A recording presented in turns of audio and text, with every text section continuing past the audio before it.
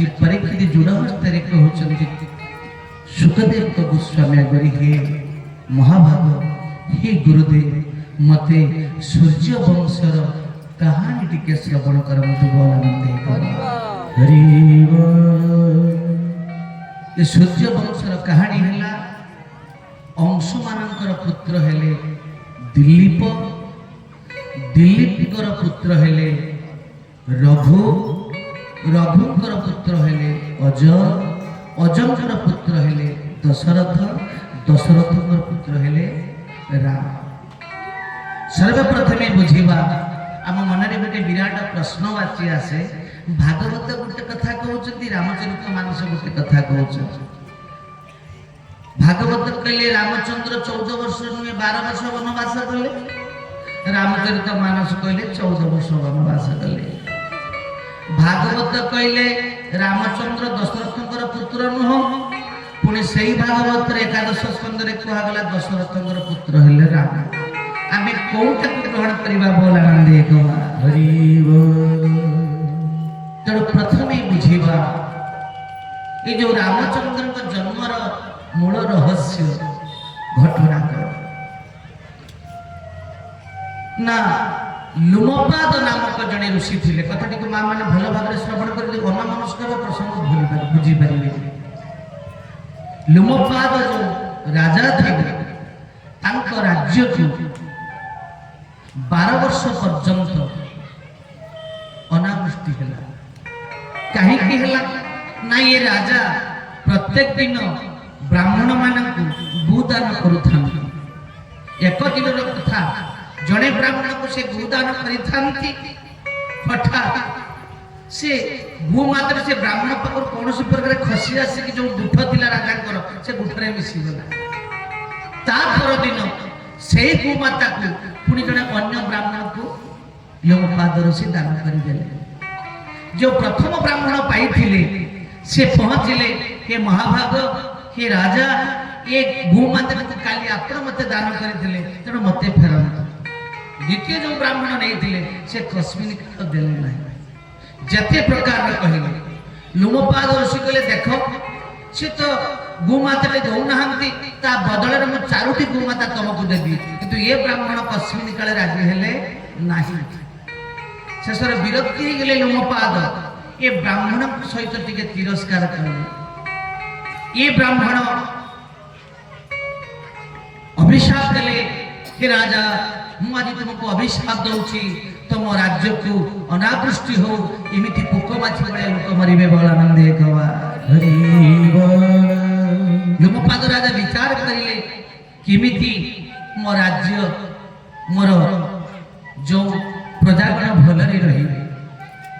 एक दिन घटना सेते बेले अगस्त्य ऋषि परामर्श देले जड़े मात्र ऋषि जे कि ऋष्य शृंग जदि सी आपन राज्य को आसंती ताले दृष्टि हो बोला मंदे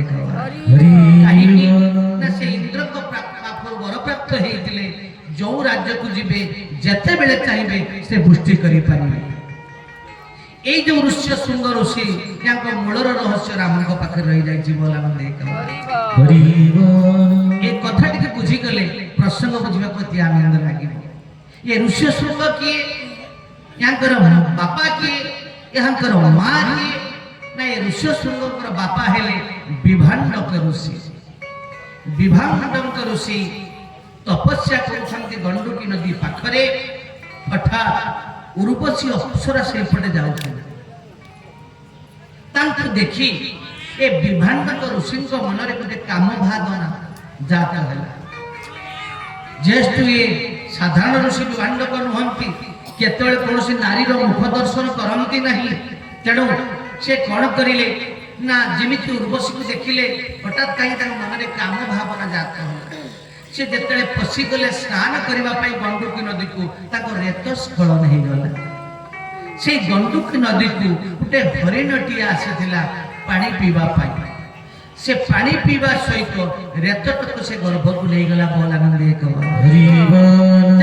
हरिणटी गर्भवती है 10 दंड भितरे ये प्रभुंकर कृपा बा माया ही पारे से हरिणटी पिलाटी जन्म करिला। ପିଲାଟି ଯେମିତି ଜନ୍ମ କରିଲା ହରିଣଟା ଦେଖୁଛି ତ ଯେହେତୁ ପଶୁଟା ଦେଖିଲା ଗୋଟେ ମଣିଷ ପିଲା ଏ ହରିଣଟା କୁଆଡେ ପଳେଇଲା। ଦଶଣ୍ଡ ଦଣ୍ଡ ଭିତରେ ସେ ପିଲାଟି ସେ ଗଣ୍ଡୁକୀ ନଦୀ କୂଳରେ ପ୍ରବଳ ଚିତ୍କାର କରି କାନ୍ଦୁଛି, ବିଭାଣ୍ଡ କରୁଛି, ତପସ୍ୟା କରୁଥିଲେ।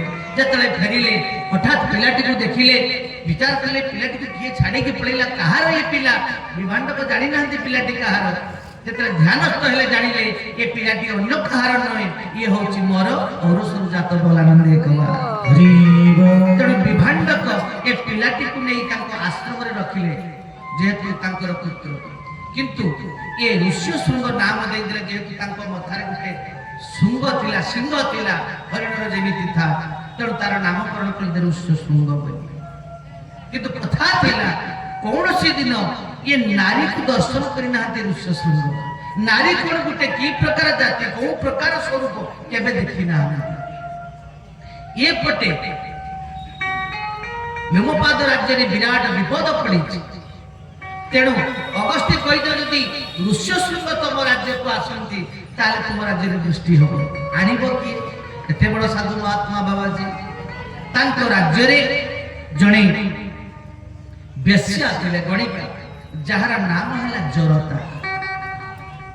ये जरता कहला महाभाग यदि आपण मत किसी भल भाव पावना देवे मुझे बाबाजी के आनी नेबी। लोमपाद कहले देखो से नारी मुख दर्शन करती नहीं ना से कामटा मो ऊपर छाड़ दियो बोल आनंद तेणु जरता कौन करेले ना 12 जन गणिका को नहीं 12 जन बेश्या को नहीं गोटे डंगारे सुंदर भाव चलिले कौठी ना आमर ए विभाण्डक ऋषि को आश्रम पाखक। विभाण्डक प्रत्येक दिन पिलाटी को छाड़ी करी से बन गमन कर जेमिति चली गले ये 12 जन बेश्या जाई पहुंची गले कौटी ऋष्यशृंग पाखरे।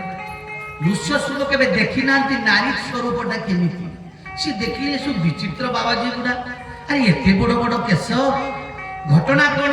ये प्रणाम करते ऋष्यशृंग किए महाभाग आपण मैंने सब किए? ये जरता बेश्या टिके कपटता कहला हे महात्मा आमे जने जने सिद्ध महात्मा आमे एते बड़ सिद्ध आमर जे हेले इष्ट देवता आमे सदा बेले वक्ष भीतर धारण करिछु बोलानंद एकवा। ऋष्यशृंग कहले वक्ष भीतर में ना देखु नाहंती अर्थात प्रत्येक माँ मानकर जोड़िए स्तन जुगल अच्छी। तेणु ये देखई देले जरता जे आमे आमर गुरुदेव को निजर छाती भीतर जाबुड़ी करी धरि आमे केते बड़ बड़ सिद्ध। ऋष्यशृंग भाबिला रे एते बड़ बड़ सिद्ध माने निजर कुल देवता को छाती भीतर रखिते जानि नाहंती से मांकर स्तन बोली बोलानंद एकवा। ये ऋष्यशृंगर मन टिके बळिला आज्ञा महाभाग आपण माने कोन टिके आपण को गुरुदेव को मते टिके दर्शन कर दियंतनी ना। हां किछि असुविधा नै आमे दर्शन करिबे। सुंदर सब पइड गुडा नैथिले पीबा को देले। ऋष्यशृंग केबे पइड पी ना से पानी पी के अति आनंद हेले।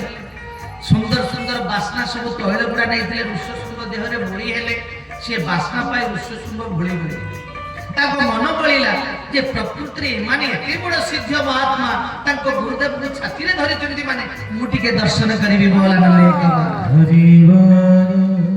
तेणु एक दिन विभाण्डक ऋषि आसिले देखिले ये आश्रम रो बासना अलग प्रकार पचारि देले बापरे ये आश्रम को किया आसेतिला ना बाबा जो आसेतिले सिद्ध पुरुष माने देखा केते सुंदर ताको केश गुड़ा केते सुंदर सुंदर से माने वेशभूषा हेइचंती बापा जानिछ ना कोन ना निजर इष्ट देवता को निजर वक्ष भीतर धरिचंती बोलानंद एकवा। हरि बोल। विभाण्डक बुझी गले मो पुओ तो नारी दर्शन करिनी ये कहार माया रे पड़िछि। विभाण्डक कहले देखो तमे सेमानक माया रे केते बेले पड़ो ना तमे तुम साधना रे रत रुह बोलानंद एकवा। हरि बोल। किंतु विभाण्डक पड़िछि ताको मन रे पसिछि मो सेई गुरुदेव को देखिबी ताको इष्ट देवता को देखिबी जे केते बड़ साधक माने। एक दिन रे जाइछन्ति विभाण्डक ऋषि बन को एई अवतार जरता बेसा पहुंची गले तांकर से 12 जन माने गणिका सहित एवं कायदा कसरत करी डंगारे नहीं पड़ी आसिले कहा तो ऋष्यशृंग। ऋष्यशृंग जिमिति पसिछन्ति लोमपाद राज राज्य को सांगे सांग दृष्टि हेला बोल आनंद एक बार एवं ऋष्यशृंग जानी गले एमाने छलना करी कपट करी आनिचंती एमाने कौनसी साधक नुहंती एमाने जणे जणे नारी जो माने गणिका कह जाउची लुमपात डरी गले काले हुए तो आमके अभिशाप देदेव मो राज्यटा को ध्वंस करदेव तेणु लुमपात राजा कौन करें ना छानिया मानिया निज कन्या जार नाम है शांता ता सहित ऋष्यशृंगर बाहागर करदे बोलानंद ऋष्यशृंग